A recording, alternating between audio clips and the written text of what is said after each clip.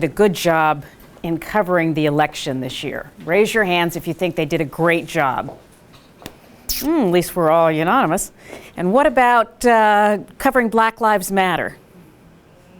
I don't see any hands up. Okay, I'm in complete agreement with you.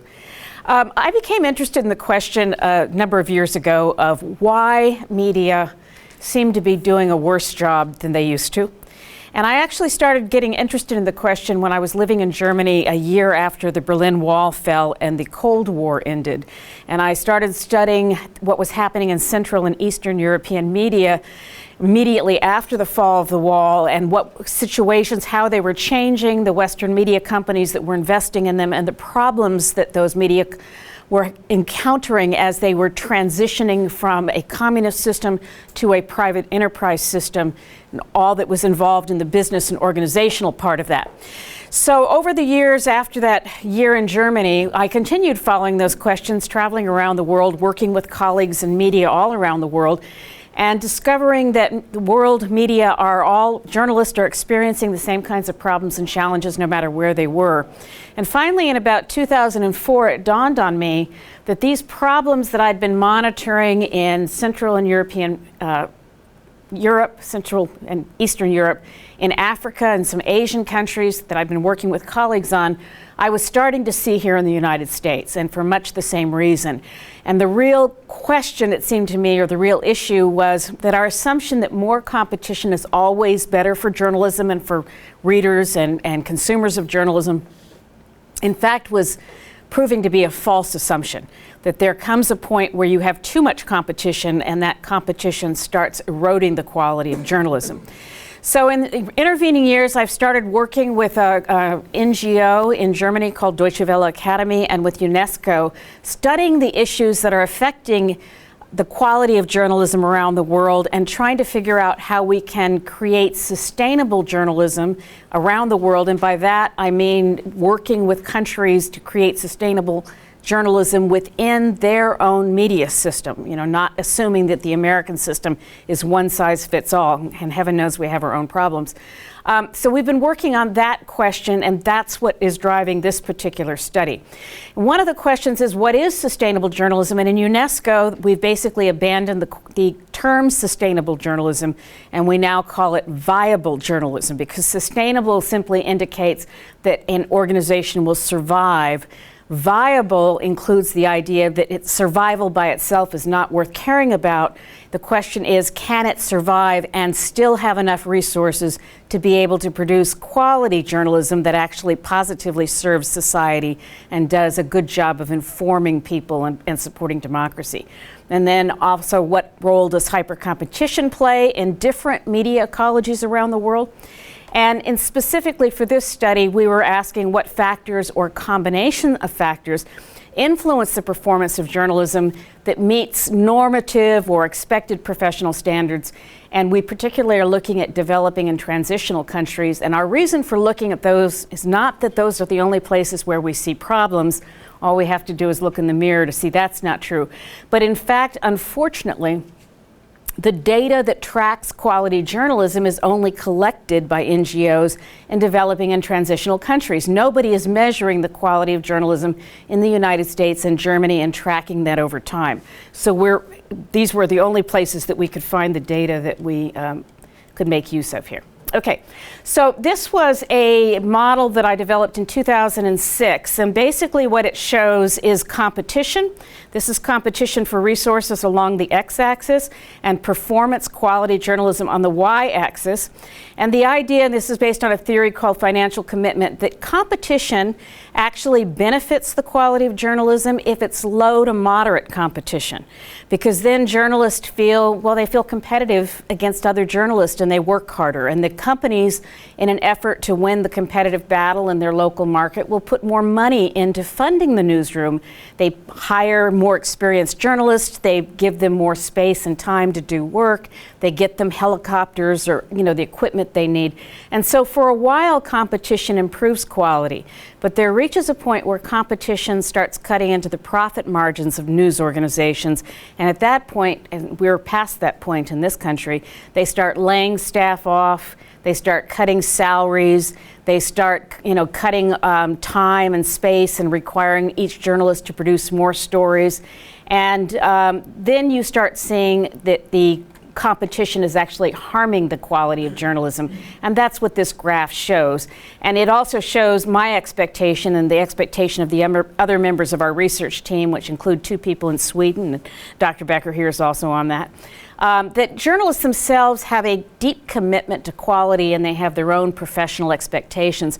So even in dire circumstances, they will produce higher quality journalism as a rule because of their professional pride than perhaps they're being compensated or supported to do, so that their quality will stay a little bit better than you might expect. And just to give you a perfect case example of what we're dealing with is when my husband, and Dr. Becker is my husband, when we moved to Athens and joined the UGA faculty, the local daily newspaper had a staff of 45 reporters. It now has a total staff of 11. That's everybody, okay?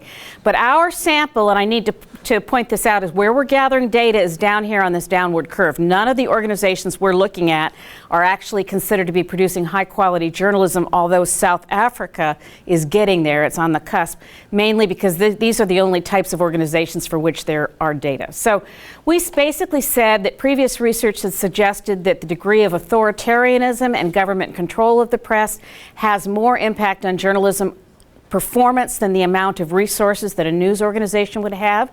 So therefore, we thought that freedom of speech would have more impact on the quality of professional journalism performance than the financial resources. So whether or not a country has a freedom of speech legal regime.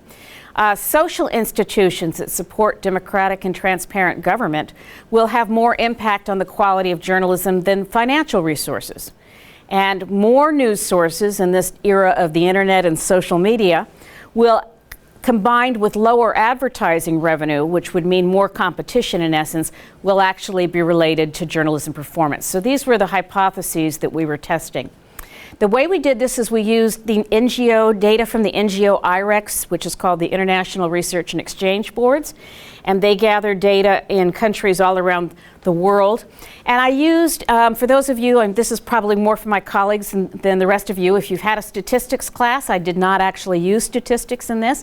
I used a relatively new emerging mathematical approach that's used for qualitative data or data where you're doing comparative case studies with not very many cases. That's called fuzzy set qualitative comparative analysis, and it's based on algebra, Boolean algebra, not statistics. All that matters is, the reason why that matters is if you think back to your high school algebra, and I don't know about you, but that's painful for me to do. You remember talking about sets and subsets, right? Well, this particular method asks the question of, is this case that I'm looking at, such as South Africa, is it in the case of countries that produce high quality journalism according to generally accepted professional standards, or is it in that set of countries that produce low quality? Or is it in those two intermediate sets where it's more producing, it's closer to the set of countries that produce high quality journalism, or is it closer to the set of countries that produce really low quality journalism? And that's all we're asking, is which of those 4 categories does it fall in? And this technique allows us to see whether or not there are multiple ways of causing things to happen. Whereas statistics tends to look at the most powerful way, this method allows us to tease out whether there are multiple ways of getting to the same result you're looking for. So these were the countries that are in our data set and the areas that they come from: Egypt, South Africa, Armenia, Azerbaijan. And these were the only countries that we could get comparative data across all the years we were looking at. And our main variables, the dependent variable was IREX's measure of professional journalism, which has been tested for reliability against the measures used by other NGOs around the world that measure quality of journalism. And these measures of quality of journalism across these organizations are highly reliable. So they're basically all measuring the same thing and coming up with pretty similar agreements.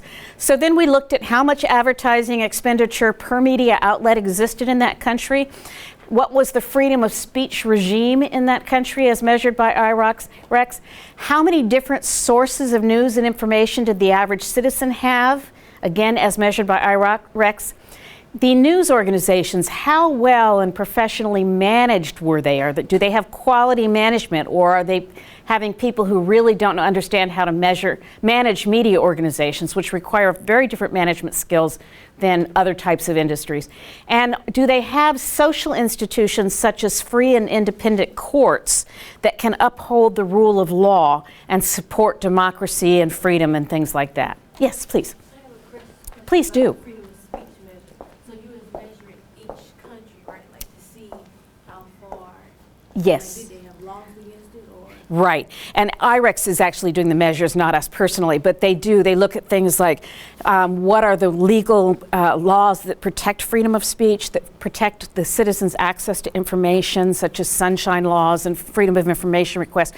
And then also they measure how well are those laws enforced, because you can have laws that are on the books. If the courts don't enforce them, they're worthless. So IREX measures all of that.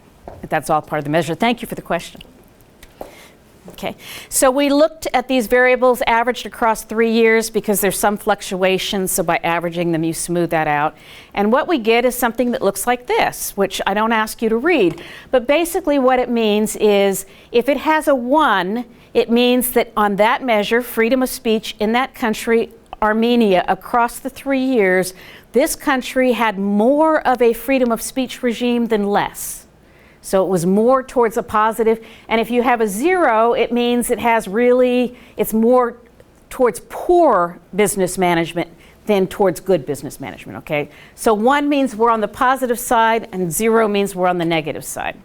And then professional journalism, same thing here. This means that Armenia has really poor quality professional journalism as measured by IREX. Croatia has pretty good, Egypt has pretty good, so on and so forth. So that's the first way this method generates, is this, what they call a truth table. Where does it fall in that set and subset? Each country, okay? So then it generates these conjunctural causations, okay? And what this shows us is that there are lots and lots of ways to get towards higher quality journalism. That the things that we talk about in the United States as being, oh, you have to have this, actually, not necessarily. You can improve journalism with different combinations of variables. So what we found in our measures is that good business management for news organization combined with high advertising revenue can in fact produce higher quality journalism even in the absence of freedom of speech regimes and support. Having a low number of sources and bad business management and low ad revenue, but having strong social institutions that protect democracy is associated with having slightly better journalism. Now remember, none of these countries have really high quality journalism. This is a better or worse scenario. Having higher free speech, stronger legal regimes for free speech, combined with a lot of sources of information for your citizens, combined with strong social institutions, can offset a problem with, or partially offset a problem with, not having financial resources to pay to do good journalism. Poor free speech regimes, but a lot of news information and coming into the country from multiple sources can actually offset everything else. Even if that means you have bad media management, poor social institutions, and poor revenue sources for your journalism, with a lot of information coming in and relative freedom of speech, you can actually wind up with a slightly better journalism. Free speech and higher ad revenue with fewer sources and bad business management and poor social institutions can still improve your research. Improve your journalism, okay? So this is another way of saying the same thing, and these are the countries that fall under these different agreements. So this is, NS is number of sources, and business management there, and ad revenue, so all those were positive. And if it has a tilde in front of it, it means it was negative, it was a 0 there. So poor number of sources combined with poor business management, high social institutions, and poor ad revenue, and you still got slightly higher on the journalism performance curve, and these were the countries that those cases covered. So, okay. There are still some mysteries in here. We had a lot of cases in this group here where some of them actually had poor journalism, but they had the same variable combination of independent variables, and we have not figured that out yet. We've got to go in and add some more variables to test that. Okay, and this is a different way of coming to the same thing. But basically, what we found was that if we look back at our hypotheses, that free speech would be more important than financial resources. That was not supported. That free speech is important in one solution, but it's in combination with multiple solutions and multiple sources and social institutions. By itself, it's not sufficient.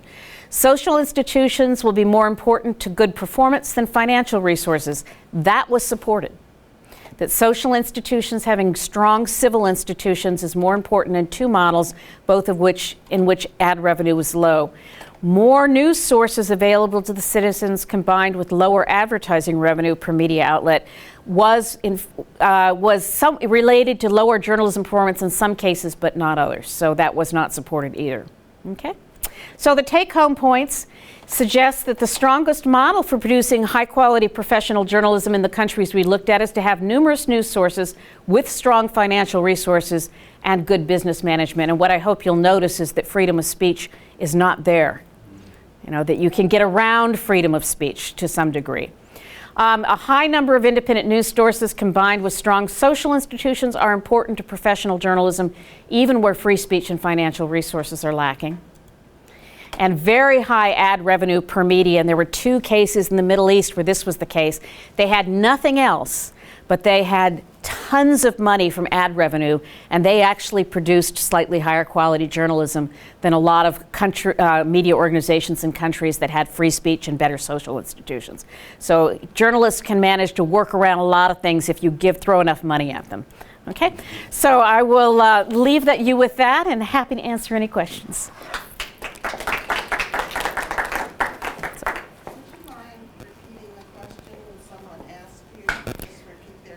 I will. Thank you very much. Thank you. Any questions? Okay.